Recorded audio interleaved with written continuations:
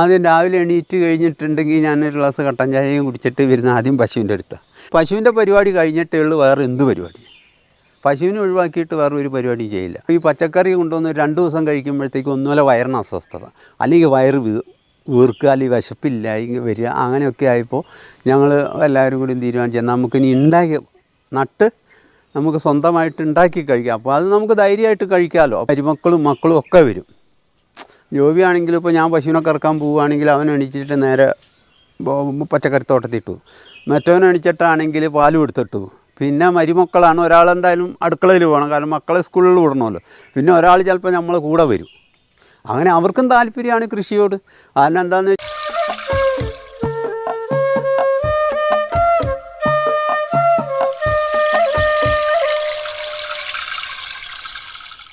കൃഷി പലർക്കും ഉപജീവന മാർഗമാണ്.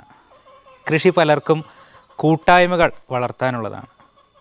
കൃഷിയിലൂടെ കുടുംബം മുന്നോട്ട് നയിക്കുന്ന, കുടുംബത്തിലെ കൂട്ടായ്മ മുന്നോട്ട് കൊണ്ടുപോകുന്ന ഒരു കുടുംബത്തെയാണ് ഇന്ന് പാടവും പറമ്പും പ്രേക്ഷകർക്കായിട്ട് ഞങ്ങൾ പരിചയപ്പെടുത്തുന്നത്. ഇവർ ഒരുപാട് കൃഷി ചെയ്യുന്നുണ്ട്. വരുമാനത്തിലുപരി ഒരു സന്തോഷത്തിനും തങ്ങളുടെ പാരമ്പര്യത്തെ പിന്തുടർന്നുള്ള കൃഷിയും ആ ഒരു കൃഷി കൈവിടാതെ മുന്നോട്ട് കൊണ്ടുപോവുകയാണ് ഇവർ.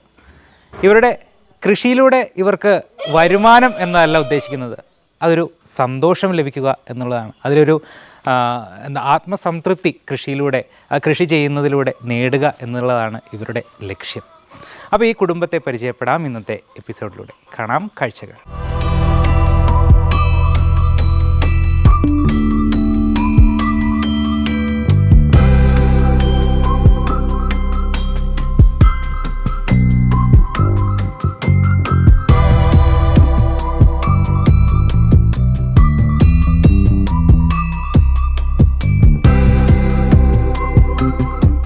കൂടുമ്പോൾ ഇമ്പമേകും കുടുംബത്തിൽ ഇമ്പമേറ്റും കൃഷി. കുടുംബാംഗങ്ങൾ ഒരുമിച്ച് കൃഷിയിൽ സമയം ചെലവഴിക്കുന്നതിലൂടെ സ്നേഹവും ഒത്തൊരുമയും വർദ്ധിക്കുന്നു, ബന്ധങ്ങൾ ദൃഢമാകുന്നു.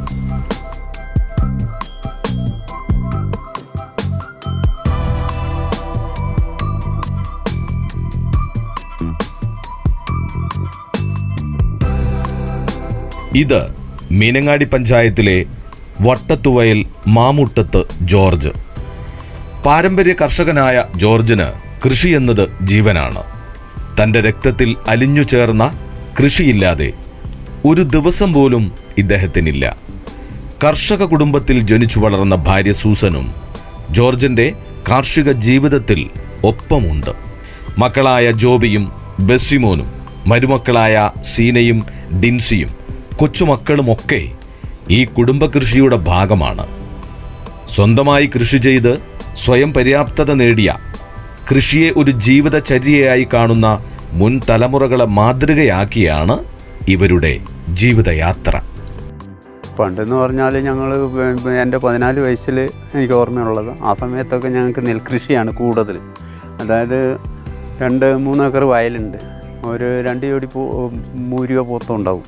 അപ്പോൾ അതിനെ കൊണ്ടുപോയിട്ട് പൂട്ടി അടിച്ച് കണ്ടങ്ങളൊക്കെ പൂട്ടി, അങ്ങനെ 14 വയസ്സിൽ അത് പകുതി നെല്ല് നമ്മൾ ചിലവിനും വെക്കും, ബാക്കി വിൽക്കും. അങ്ങനെയായിരുന്നു വീട് മുമ്പോട്ട് പോയി. എൻ്റെ അപ്പൻ ഉള്ള കാലം തൊട്ട്. എനിക്ക് 14 വയസ്സിൽ വലിയ ഓർമ്മയൊന്നുമില്ല. ഈ 14 വയസ്സിൽ തൊട്ടിട്ട് എനിക്ക് ഓർമ്മ വെച്ചപ്പോൾ തൊട്ടുള്ള കാര്യം എന്താണെന്ന് വെച്ചാൽ ഈ പശു വളർത്തലാണ്. കറവയും കാര്യങ്ങളായിട്ട് വീട്ടാവശ്യത്തിനായാലും.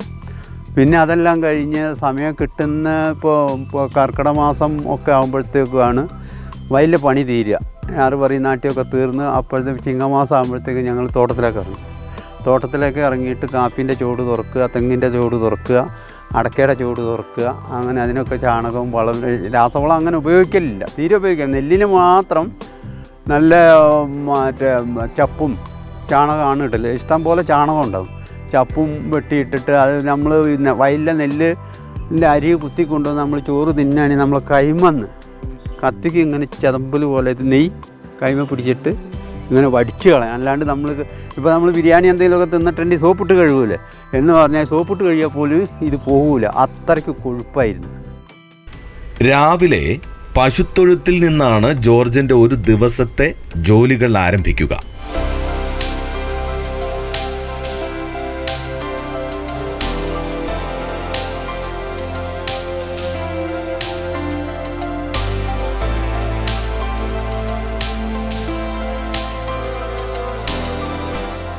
പൈക്കളെ കറന്നു കഴിഞ്ഞ് വീട്ടാവശ്യത്തിനുള്ളത് മാറ്റിവെച്ച ശേഷം ബാക്കിയുള്ള പാൽ സൊസൈറ്റിയിലേക്ക് കൊണ്ടുപോകും.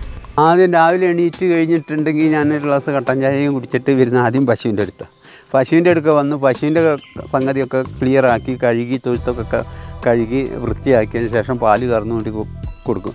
അപ്പോൾ എനിക്ക് വണ്ടി ഓടിക്കാൻ അറിയില്ല, മക്കൾ വണ്ടി ഓടിക്കാൻ അറിയുന്നതുകൊണ്ട് മക്കൾ രാവിലെ അതും കൊണ്ടുപോകും. വൈകുന്നേരം ഇവരിവിടെ ഉണ്ടാവില്ല, വൈകുന്നേരം ഞാൻ കൊണ്ടുപോകണം. അത് നമുക്കിവിടെ മറ്റേ നമ്മളെ മോഹൻരാജിൻ്റെ താഴെ കൊണ്ടുപോയി അവിടെ ആൾക്കാർ കുറുക്കിന് പോവുകയും ചെയ്യും. അപ്പോൾ അങ്ങനെ ആണ് രാവിലത്തെ ഇത്. ഈ പശുവിൻ്റെ പരിപാടി കഴിഞ്ഞിട്ടേ ഉള്ളൂ വേറെ എന്ത് പരിപാടി. പശുവിനെ ഒഴിവാക്കിയിട്ട് വേറെ ഒരു പരിപാടിയും ചെയ്യില്ല. പശുവിൻ്റെ എല്ലാ കാര്യങ്ങളും കഴിഞ്ഞതിന് ശേഷം അതിന് വെയിലായാലും ശരി, ഇനിയിപ്പോൾ എടുത്ത ഒരു 4 തൈ നടാൻ ബാക്കി വെച്ചിട്ടാണ് പശുവിൻ്റെ കാര്യം കഴിയാണ്ട് അത് പോയി ചെയ്യില്ല. പൈക്കൾക്ക് തീറ്റ കൊടുത്താൽ തൊഴുത്തിലെ രാവിലത്തെ ജോലികൾ കഴിഞ്ഞു. പുല്ലും വാഴത്തടയുമൊക്കെയാണ് രാവിലത്തെ പൈക്കൾക്കുള്ള പ്രധാന ഭക്ഷണം. കറവാന്ന് പറഞ്ഞാൽ എൻ്റെ 14 വയസ്സിൽ തുടങ്ങിയതാണ്. ഇതുവരെ അതിന് മുടക്കം വന്നിട്ടില്ല. പിന്നെ ഞാൻ ഈ കൃഷികളൊക്കെ അതിൻ്റെ ഇടയ്ക്ക് ഇപ്പോൾ ഈ പച്ചക്കറി ആണെങ്കിലും ഇപ്പോൾ പശുവിന് ഇനിയിപ്പോൾ ലേശം പുല്ല് ഇപ്പോൾ കണ്ടില്ലേ കുറച്ച് ചപ്പൂടിയും വെട്ടിയിട്ട് കൊടുത്തിട്ട് അല്ലെങ്കിൽ പുല്ലരിഞ്ഞ് കൊടുത്തിട്ട് ഇനി കൃഷിയിലേക്ക് ഇറങ്ങും. അത് ഒന്നുമല്ല എന്തെങ്കിലും തല കെട്ടാനുണ്ടാവും, അല്ലെങ്കിൽ അത് മറയ്ക്കാനുണ്ട്, അല്ലെങ്കിൽ അത് നടാനുണ്ടാവും, അല്ലെങ്കിൽ വെള്ളം ഒഴിക്കാനുണ്ടാവും. പക്ഷേ ഇപ്പോഴത്തെ കാലാവസ്ഥ നോക്കണ്ട, ഇപ്പോൾ ചൂടാണല്ലോ. ഇവിടെ ഇപ്പോൾ ഒരു 9 മണിയാകുമ്പോഴത്തേക്കും പിന്നെ ഒന്നും ചെയ്യാൻ പറ്റില്ല. അപ്പോൾ പിന്നെ അത് കഴിഞ്ഞിട്ട് ഞങ്ങൾ വൈകുന്നേരം ഇറങ്ങിപ്പോകും. അത് നടാനുള്ളത് നടും, മറയ്ക്കാനുള്ളത് മറയ്ക്കും, നനയ്ക്കാം. 6 മണി വരെ ഞങ്ങൾ വയലിൽ തന്നെ ആയിരിക്കും. 5 മണിക്ക് പോയാൽ 6-6:30 ബാങ്ക് വിളിക്കുന്നവരെയും വയലിൽ തന്നെ ആയിരിക്കും. അങ്ങനെ ഓരോ കൃഷികൾ ഇങ്ങനെ നമ്മൾ ആ സമയം കിട്ടുന്നതിൻ്റെ അനുസരിച്ച് നമ്മളിതിങ്ങനെ ചെയ്തുകൊണ്ടിരിക്കും.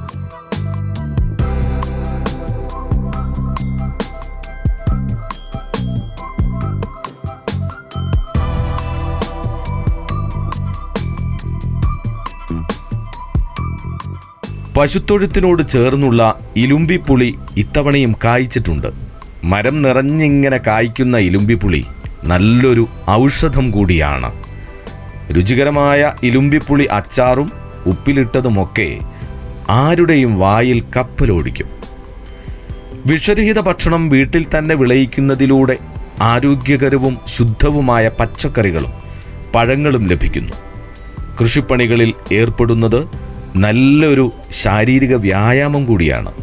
ഇത് ആരോഗ്യം മെച്ചപ്പെടുത്താനും സഹായിക്കുന്നു. മാത്രമല്ല, നിത്യേന വാങ്ങേണ്ടി വരുന്ന പച്ചക്കറികൾ വീട്ടിൽ തന്നെ ഉണ്ടാക്കുന്നതിലൂടെ കുടുംബ ബജറ്റിലും ലാഭമുണ്ടാക്കാം. ഇപ്പോൾ മക്കൾ പറയും പച്ചക്കറിയൊന്നും മാർക്കറ്റിൽ നിന്ന് ഒന്നുമല്ല പച്ചക്കറികളൊക്കെ വാങ്ങി ഞങ്ങളിങ്ങനെ ആദ്യം കഴിക്കലുണ്ടായിരുന്നു. അപ്പോൾ ഈ പച്ചക്കറി കൊണ്ടുവന്ന് 2 ദിവസം കഴിക്കുമ്പോഴത്തേക്കും ഒന്നുമല്ല വയറിന് അസ്വസ്ഥത, അല്ലെങ്കിൽ വയറ് വീർക്കുക, അല്ലെങ്കിൽ വിശപ്പില്ല ഇങ്ങനെ വരിക. അങ്ങനെയൊക്കെ ആയപ്പോൾ ഞങ്ങൾ എല്ലാവരും കൂടി തീരുമാനിച്ചു നമുക്കിനി നട്ട് നമുക്ക് സ്വന്തമായിട്ട് ഉണ്ടാക്കി കഴിക്കാം. അപ്പോൾ അത് നമുക്ക് ധൈര്യമായിട്ട് കഴിക്കാമല്ലോ. അപ്പോൾ അങ്ങനെ ഞങ്ങളെല്ലാവരും കൂടി ഇറങ്ങി പോകുമ്പോൾ മരുമക്കളും മക്കളും ഒക്കെ വരും. ജോബിയാണെങ്കിലും ഇപ്പോൾ ഞാൻ പശുവിനൊക്കെ ഇറക്കാൻ പോവുകയാണെങ്കിൽ അവൻ എണീച്ചിട്ട് നേരെ പച്ചക്കറിത്തോട്ടത്തിട്ടു, മറ്റവൻ എണീച്ചിട്ടാണെങ്കിൽ പാലും എടുത്തിട്ടു. പിന്നെ മരുമക്കളാണ്, ഒരാളെന്തായാലും അടുക്കളയിൽ പോകണം, കാരണം മക്കളെ സ്കൂളിൽ വിടണമല്ലോ. പിന്നെ ഒരാൾ ചിലപ്പോൾ നമ്മളെ കൂടെ വരും. അങ്ങനെ അവർക്കും താല്പര്യമാണ് കൃഷിയോട്. കാരണം എന്താണെന്ന് വെച്ചിട്ടുണ്ടെങ്കിൽ നല്ലത് കഴിക്കാമെന്ന് മാത്രം, ഇത് ലാഭം നോക്കിയിട്ടല്ല. 5 മണി 5:30 ഉള്ളിൽ എണീച്ച് നമ്മുടെ പ്രാഥമിക കാര്യങ്ങളൊക്കെ ചെയ്ത് 6 മണിയാകുമ്പോഴത്തേക്ക് ഞാൻ എൻ്റെ കൃഷിയിടത്തിലുണ്ടാവും. 6 to 8:30 അല്ലെങ്കിൽ ചില സമയത്ത് അത് നീണ്ടുപോകും, 9-9:30 വരെ ആകും ആ ഒരു ടൈം. വെയിലാവണം. പിന്നെ ഞാൻ ഒരു കമ്പനിയിൽ വർക്ക് ചെയ്യാണ്. അപ്പോൾ അതിന് ശേഷം എൻ്റെ വർക്ക് പിന്നെ എല്ലാ ദിവസവും രാവിലെ കറക്റ്റായിരിക്കും. 6 മണി to 8:30, 9, 9:30 അതിൻ്റെ ഉള്ളിൽ കറക്റ്റായിരിക്കും. കൃഷിയിടത്തിൽ നമ്മൾ എല്ലാവരും കൂടി ഒരുമിച്ചുള്ള വെച്ചാൽ ഒത്തിരി സംസാരിക്കാൻ വിഷയങ്ങളുണ്ടാവും. കൃഷിയാണെങ്കിൽ അല്ലാത്ത കാര്യങ്ങളൊക്കെ. ഇപ്പോൾ എൻ്റെ കല്യാണം കഴിഞ്ഞിട്ട് 14 വർഷമായി. ഞങ്ങളിപ്പോഴും ഒരുമിച്ചാണ് കഴിയുന്നത്. എൻ്റെ വീട്ടിലിപ്പോൾ 9 മെമ്പേഴ്സ് ഉണ്ട്. ഞാൻ വേറൊരു വീടിനെ കുറിച്ച് ചിന്തിച്ചിട്ടില്ല. അപ്പോൾ ഇത് കൃഷി അതിലൊരു വലിയ ഘടകമാണ്. എല്ലാവരും കൂട്ടുകുടുംബമായിട്ട് എല്ലാവരും ഒത്തൊരുമയായിട്ട് പോകാൻ കൃഷി വളരെ സഹായമാണ്.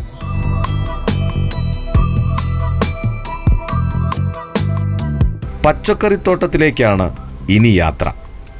ജോബിയുടെ ഭാര്യ സീനയാണ് കൃഷിയിടത്തിലേക്ക് ഞങ്ങളെ കൊണ്ടുപോകുന്നത്. തോട്ടത്തിലെ ഇടവഴിയിലൂടെ പോകുമ്പോൾ ഇരുവശങ്ങളിലുമായുള്ള വിളകളെ പരിചയപ്പെടുത്തിയാണ് യാത്ര. മാമുട്ടത്ത് വീടും കൃഷിയിടവും സുപരിചിതമാണ് സീനയ്ക്ക്. കൽപ്പറ്റ റാട്ടക്കുണ്ടുകാരിയായിരുന്ന സീന ഒരു വലിയ കാർഷിക കുടുംബത്തിലെ അംഗവും കൂടിയാണ്. അവിടെ പിന്നെ ഇതേപോലെ തന്നെ എല്ലാ കൃഷികളും ഉണ്ടായിരുന്നു. കാപ്പി, കുരുമുളക്, ഏലം, പിന്നെ ഇഞ്ചി, ചേന, ചേമ്പ്, കാച്ചിൽ തുടങ്ങിയ ഇവിടെ അതേപോലെ തന്നെ ഇവിടെ എല്ലാ വെറൈറ്റീസും ഇവിടെയും ചെയ്യുന്നുണ്ട്. അതേപോലെ ചക്ക എല്ലാ വെറൈറ്റീസും ഉണ്ട്. പിന്നെ മാവിലാണെങ്കിൽ ചിങ്കിരി മാവ്, പേരയ്ക്ക മാവ്, മാങ്ങ, കോട്ട മാങ്ങ, അങ്ങനെ കുറേ മാവിൻ്റെ വെറൈറ്റീസ് കുറേ ഉണ്ട്. എനിക്ക് ചെറുപ്പം തൊട്ടിട്ട് അവിടെ കൃഷി ഉള്ളതുകൊണ്ട് എനിക്കൊരാഗ്രഹമായിരുന്നു കൃഷിയുള്ള ഒരു വീട്ടിലേക്ക് തന്നെ പോകണം എന്നുള്ള ആഗ്രഹം ചെറുപ്പം തൊട്ടേ ഉണ്ടായിരുന്നു. അപ്പോൾ അതേപോലെ തന്നെ നടന്നു. ഇപ്പോൾ എനിക്ക് വളരെ സന്തോഷമാണ്. കൃഷി കൂടുതൽ അതുമായിട്ട് ബന്ധപ്പെട്ട് നടക്കാൻ വളരെ ഇഷ്ടമാണ്. ചുരുക്കത്തിൽ കൃഷി ഈ കുടുംബത്തിന് കേവലം ഒരു തൊഴിലല്ല, മറിച്ച് അത് കുടുംബാംഗങ്ങളെ തമ്മിൽ അടുപ്പിക്കുന്ന ഒരു വികാരം കൂടിയാണ്. പച്ചക്കറികളും പഴങ്ങളും കോഴികളും പൈക്കളും നിറഞ്ഞു നിൽക്കുന്ന ഇവിടം കണ്ടാൽ തന്നെ അറിയാം ഈ കുടുംബത്തിന് കൃഷിയോടുള്ള ഇഷ്ടം എത്രത്തോളം ഉണ്ടെന്ന്. നമ്മളൊരു തൈ നട്ട് വളർത്തി വലുതാവുമ്പോൾ അത് പൂക്കുക അല്ലെങ്കിൽ കായ്ക്കുക, അത് കിട്ടുമ്പോൾ അതിൽ കിട്ടുന്നൊരു സന്തോഷം പറഞ്ഞറിയിക്കാൻ പറ്റാത്തൊരു സന്തോഷമാണ്. കാരണം അതിനെ പരിപാലിച്ച് അതിനോട് മിണ്ടിയും വർത്താനം പറഞ്ഞു അതിനെ പരിപാലിച്ചെടുക്കുക പറഞ്ഞാൽ എന്താ പറയുക, ഭയങ്കര ഒരു സന്തോഷമാണ്. അത് ക്യാഷല്ല അതിൽ ഉദ്ദേശിക്കുന്നത്. നമ്മുടെ വീട്ടാവശ്യത്തിനുള്ള പിന്നെ എന്താ പറയുക, മായമില്ലാത്ത പച്ചക്കറിയും അതുപോലെ സാധനം ഉൽപ്പാദിപ്പിച്ചെടുക്കുന്നതോടൊപ്പം തന്നെ നമ്മുടെ സുഹൃത്തുക്കൾക്കും നമ്മുടെ അയൽവാസികൾക്കൊക്കെ എല്ലാവർക്കും കൊടുക്കുന്നുണ്ട്. പൈസ അല്ല നോക്കുന്ന ഒരു മാനസിക സന്തോഷം. ഈ പറഞ്ഞ പോലെ അത് നട്ട് മുളച്ച് വലുതായി വരുമ്പോൾ ഉള്ളൊരു മാനസിക സംതൃപ്തി ഉണ്ടല്ലോ. പിന്നെ രാവിലെ കുറച്ച് നേരം പണിയെടുക്കുമ്പോൾ നമുക്കുള്ളൊരു ഉന്മേഷവും അത് ദിവസം ഫുള്ള് നീണ്ടു നിൽക്കും. എല്ലാവരും പിന്നെ ഓരോ സമയത്ത് നമുക്ക് കിട്ടുന്ന സമയങ്ങളിൽ എല്ലാവരും ചെയ്യാറുണ്ട്. കുട്ടികളാണെങ്കിലും വീട്ടിലുള്ള എല്ലാവരും നമുക്ക് സമയത്തിനനുസരിച്ച് ഇപ്പോൾ രാവിലെ ചേട്ടായിയൊക്കെ ആണെങ്കിൽ രാവിലെ 6 മണിക്ക് വയലിലേക്ക് ഇറങ്ങിയാൽ 9 മണി ആ സമയം പോകുന്ന വരെ ഉള്ള ടൈമിൽ ഈ സമയത്ത് വേറെ ആയിട്ടുണ്ട്. പിന്നെ ലീവുള്ള ദിവസങ്ങളിൽ സൺഡേ എല്ലാ ദിവസങ്ങളിലും എല്ലാ ജോലികളും ചെയ്യുന്നതിൻ്റെ കൂട്ടത്തിൽ ഇത് കൃഷിയായിട്ട് ബന്ധപ്പെട്ട് ചെയ്യുന്നുണ്ട്. പിന്നെ മമ്മിയും ചാച്ചനും ആണ് ഫുൾ ടൈം അവർ കൃഷിയിലേക്ക് ഇറങ്ങിയത്. അതിൻ്റെ കൂടെ ഞങ്ങളും ചെയ്യുന്നുണ്ട്, കുട്ടികളും. ഇങ്ങനെ കൂട്ടായ്മയായിട്ട് കൃഷി ചെയ്യുമ്പോൾ തന്നെ മനസ്സിന് പച്ചക്കറികളൊക്കെ കാണുമ്പോൾ തന്നെ മനസ്സിന് വളരെ ഒരു സന്തോഷമാണ്. കാരണം ഇപ്പോൾ നമുക്ക് നോക്കിയാൽ മനസ്സിലാവും മാർക്കറ്റിലൊക്കെ നമുക്ക് വരുന്നത് വിഷം അടിക്കുന്ന പച്ചക്കറികളാണ്. പക്ഷേ എന്താ പറയുക, നമ്മൾ നട്ട് വളർത്തി അതിലൊരു പൂവും അതിലൊരു കായൊക്കെ വരുമ്പോൾ അതിൻ്റേതായിട്ടുള്ളൊരു സന്തോഷം നമുക്ക് വേറെ തന്നെയാണ്. നമ്മൾ വീട്ടിൽ ഉപയോഗിക്കുന്നുണ്ട് എങ്കിൽ തന്നെ നമ്മൾ അടുത്തുള്ളവർക്ക് അത് ഷെയർ ചെയ്യുന്നുണ്ട്. അപ്പോൾ അവരിലും നമുക്കൊരു സന്തോഷം, അവർ മുഖത്തുള്ളൊരു സന്തോഷം കാണുമ്പോൾ നമുക്കും തന്നെ മനസ്സിന് വളരെ ഒരു സന്തോഷമാണ്. രാവിലെ തന്നെ കൃഷിത്തോട്ടത്തിലേക്ക് വരിക, പച്ചക്കറി തോട്ടത്തിലോട്ട് വരിക, അതിൽ പൂവുണ്ടായോ കായുണ്ടായോ നോക്കുക, ഇതൊക്കെ കാണുമ്പോൾ തന്നെ മനസ്സിനൊരു കുളിർമയാണ്.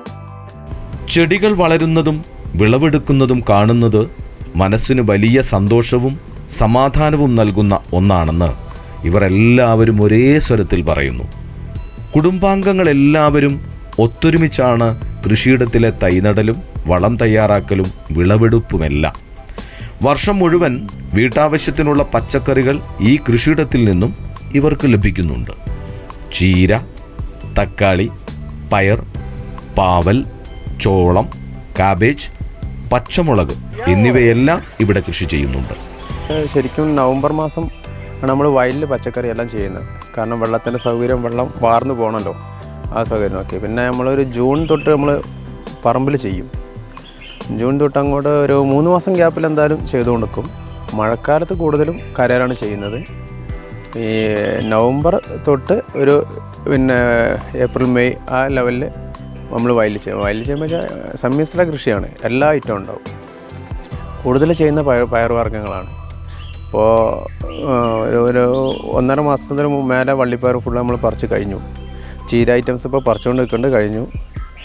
പിന്നെ പാവൽ ഏകദേശം ഒരു 25-26 ഐറ്റോളം പച്ചക്കറി നമ്മൾ കൃഷി ചെയ്യുന്നുണ്ട്.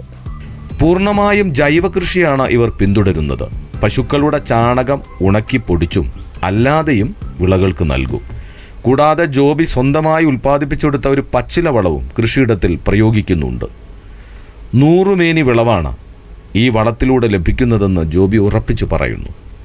ഞാൻ പൂർണ്ണമായിട്ടും പിന്നെ പച്ചക്കറി ചെയ്യുമ്പോൾ നമ്മളധികം മണ്ണ് ന്യൂട്രനാക്കും. മീൻസ് കുമ്മായപ്പൊടി ഇട്ടിട്ട് 15 ദിവസം കഴിഞ്ഞിട്ടാണ് ചെയ്യൽ. പിന്നെ ഇല വരുന്നതനുസരിച്ച് ചാണകപ്പാൽ ഡൈല്യൂട്ട് ചെയ്ത് ഒഴിച്ചു കൊടുക്കും. കൂടാതെ പിന്നെ നമ്മളൊരു പച്ചില വളം നമ്മൾ ഉണ്ടാക്കിയിട്ടുണ്ട്, നമ്മളായിട്ട് ഉണ്ടാക്കിയിട്ടുണ്ട്. നല്ല റിസൾട്ടാണ് കിട്ടിയിരിക്കുന്നത്. അത് ചെയ്യുന്നുണ്ട്. അത് പിന്നെ നമ്മുടെ ശീമക്കൊന്നച്ചപ്പം, നമ്മളൊക്കെ പറയുന്ന ശീമക്കൊന്ന, ഓരോ സ്ഥലത്ത് ഒരേ പേരാണ്. ശീമക്കൊന്നച്ചപ്പം പച്ചപ്പയറിൻ്റെ ചണ്ടിയും കൂടി ചതച്ച്, പിന്നെ വെളുത്തുള്ളീൻ്റെ തൊണ്ട്, വെളുത്തുള്ളി കുറച്ച് കാന്താരിയും കൂടി മിക്സാക്കിയിട്ട് നന്നായിട്ട് പിന്നെ കലക്കി വെച്ച് മൂടി കെട്ടി വെച്ച് 15 ദിവസം കഴിയുമ്പോഴത്തേക്കും പുളിച്ച് വരും. അത് 1 ലിറ്റർ വെള്ളത്തിലേക്ക് ഒരു 5 ലിറ്റർ എന്ന തോതിൽ എല്ലാ പച്ചക്കറികളേക്കും കൊടുത്ത നല്ല ഗ്രോത്താണ് നമുക്ക് റിസൾട്ട് കിട്ടിക്കൊണ്ടിരിക്കുന്നത്. രോഗപ്രതിരോധ ശേഷിക്കും. പിന്നെ അതിനെ കൂടാതെ നമ്മൾ കൃഷീൻ്റെ ഇടവിളയായിട്ട് നമ്മൾ ഈ ചെണ്ടുമല്ലി 2-3 വെറൈറ്റി ചെയ്യുന്നുണ്ട്. അപ്പോൾ അതിൻ്റെ സ്മെല്ലും കൊണ്ടും കീടങ്ങൾ വളരെ കുറവാണ്. മീനങ്ങാടി കൃഷിഭവനും തണൽ സംഘടനയും ഈ കുടുംബ കൃഷിക്ക് പൂർണ്ണ പിന്തുണയുമായി ഒപ്പമുണ്ട്. കൃഷിയിൽ ആവശ്യമായ നിർദ്ദേശങ്ങളും സഹായങ്ങളും ഇവർ നൽകുന്നുണ്ട്. തണൽ സംഘടന വേണ്ട നിർദ്ദേശങ്ങൾ യഥാവധി ചെയ്തു തരുന്നുണ്ട്. എടുത്തു പറയേണ്ട ആളാണ് അശ്വതി. എല്ലാ കാര്യത്തിനും വിളിക്കുകയും വേണ്ട കാര്യങ്ങൾ ചെയ്യും, വിത്തായാലും വളായാലും എല്ലാം ചെയ്തു തരും. അതുപോലെ നമ്മുടെ മീനങ്ങാടി കൃഷിഭവൻ വളരെ സപ്പോർട്ടീവാണ്. അവരെ പിന്നെ ഒരുവിധം 8 മിക്ക തൈകളാണ് നമ്മുടെ കൃഷിയിടത്തിൽ മൊത്തം. ഫ്രൂട്ട്സ് ആണെങ്കിൽ മീനങ്ങാടി കൃഷിഭവൻ്റെ തന്നെയാണ് ഫുള്ളും അധികവും. പിന്നെ പച്ചക്കറി ആണെങ്കിലും വേണ്ട സമയത്ത് നമുക്ക് സബ്സിഡി കാര്യങ്ങൾ എല്ലാ കാര്യത്തിനും ഭയങ്കര സഹകരണമാണ്. എപ്പോഴും വിളിക്കുകയും ചെയ്യും. ഇന്നും വിളിച്ചിട്ടുണ്ട്. ഓക്കെയാണ്.